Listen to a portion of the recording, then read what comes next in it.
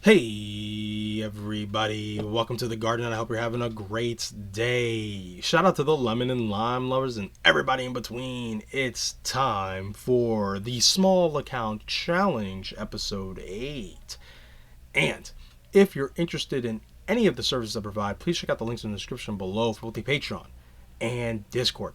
Okay guys, I actually have a great episode here. I'm going to highlight a couple mistakes I made and really kind of get in depth on what makes a successful trader in the long run. Okay, so let me go over those mistakes real quick. So looking at position history, we can take a look at the trade. So I actually had a great trade I just closed out, but let me show you some really bad trades I took yesterday. So here we are. So remember, the first leg of the small account challenge was making $100 into 200, and then this second leg is to do what, 200 to 400. But unlike the first challenge, where I was just using my normal trading style, which is just trading breaks of structures on the 15-minute, I'm actually going to be doing the Ichimoku style of trading, just so I can show there's different ways to make money in the markets.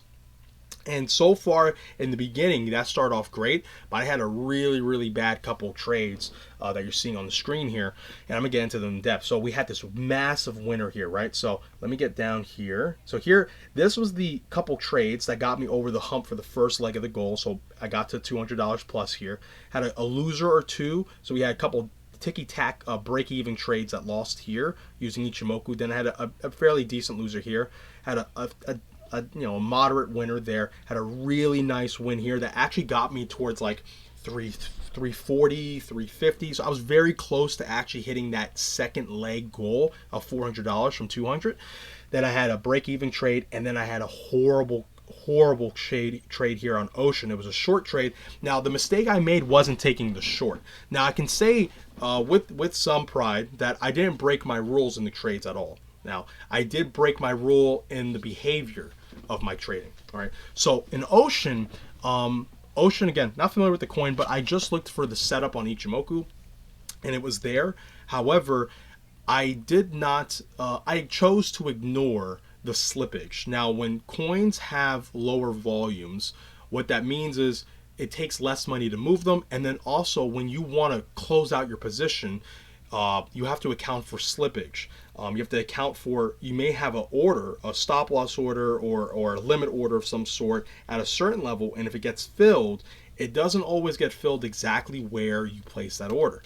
Now, I had a stop loss that I wasn't paying attention to, and I knew of the slippage. It was like a million potentially volume, sometimes even less. So it's very small volume, but I decided to ignore that, and I got punished for it. So I was risking $47, $50 like in total with the fees, but I ended up losing $94. So that was a massive hit to the profits we made, and that wasn't good. And that really did. I found myself upset about that. Now, it wasn't about the money. I was more upset with how could I make that decision.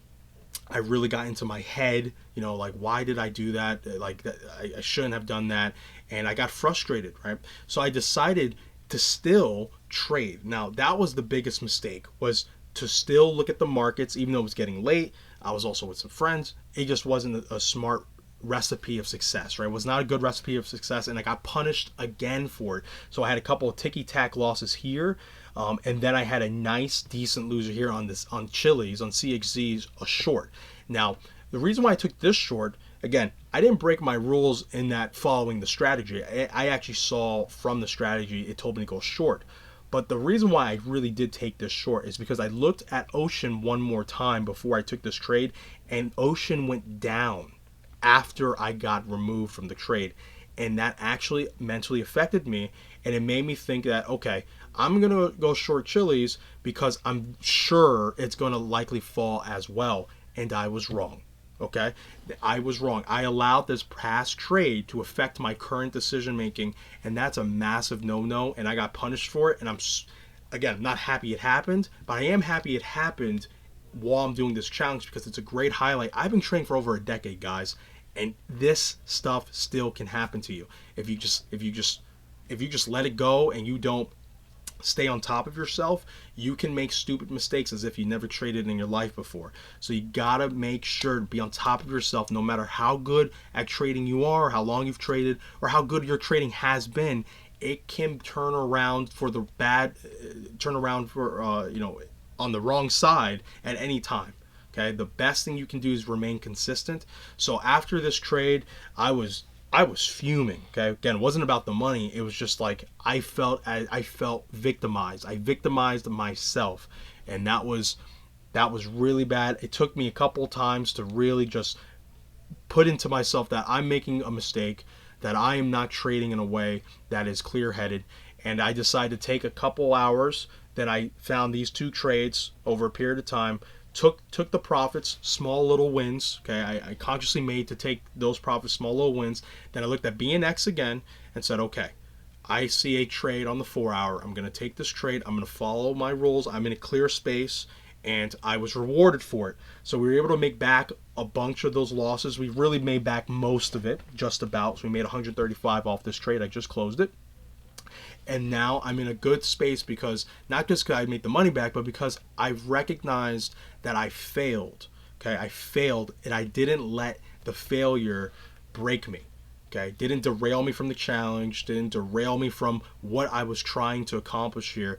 And that's how you have to look at your trading. It's okay to fail. It's okay to fail, but you need to be able to respond to that failure with strength. Okay, so don't break down if you have a bad trade or 2 or 4 or 10. You need to be able to withstand that so you can learn from it and then avoid those same mistakes in the future. And it'll just make you a better trader to be able to capitalize on the opportunities to make a lot of that money back you lost. Because if you can survive the markets, I say this all the time, if you survive the markets, what comes? Money. Your job is not to make money in the markets, it's to survive it. The money will come naturally. Okay, so here's the capital flows, just so you can see I didn't, deposit any more money just to stay, what's the word? Oh my God, I'm having a brain fart. I'm sorry. Stay transparent. Stay transparent. So here's the trades. Okay, all the stuff here. Okay, that's pretty much I think everything here. Yeah. So I didn't deposit anything, as you can see. You can see from the dates I didn't deposit anything. And so now we're sitting back at $320, so $320. So we're still doing good. We did have a slip up, as you just saw, but we are still on track. Hopefully, as the more trades setups show themselves, we could potentially get there. And yes, we had the slip up, but if you think about how fast we've gotten to over 50% in gains, we're at what, 62%, I believe. If my math is right, I'm probably off, but like around 62, maybe a little bit more percentage from the $200. So we're actually making really, really fast gains. Because I believe this is maybe the second episode since the second leg started on the goal. So I'm pretty happy with where we're at, and hopefully the next couple trades will get us over that $400 threshold, and then hey, we can talk again and see where you guys want me to bring the account from there. And again, if I do fail, if this does completely crash and burn, be ready for that video, because I think it's really important that people who are trading small accounts and just trading in general see that. Right? You don't want to just show the glitz and glam of stuff. You want to show the real process of trading. So hopefully you guys enjoyed this content, enjoy the small account challenge, enjoy the video. I am partnered with MEXC Global. That's why I'm doing it on their exchange. And the more I've used it, the more I've fallen in love with this exchange. It's very, very good. It's very easy to use. And I think it's got some of the best liquidity, the order books I've seen in crypto. It's very nice. I don't really come across much wash trading, so that is a breath of fresh air, to be honest. So I do like what I'm experiencing on this exchange thus far. So if you are interested in joining MEXC, you want to try trading a new platform, make sure to check out the link in the description below for MEXC to join via our referral link. If you do, you get to save over 30% in trading fees for your life.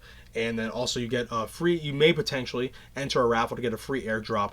And there's going to be a bunch of more partnership stuff with MEXC going into the future. So, going through our referral link will bring you benefits far and far into the future. Okay, so make sure to do that, and join the Discord as well to keep up to date on that stuff. And if you want to follow this small account challenge, or really follow all of the stuff we do in Lemon Garden, join the Discord. You'll find the link in the description below as well. And if you're interested in any of the services I provide, my swing trade service, my day trading service, or my tutoring service, which I highly recommend, make sure to check out that Patreon link as well.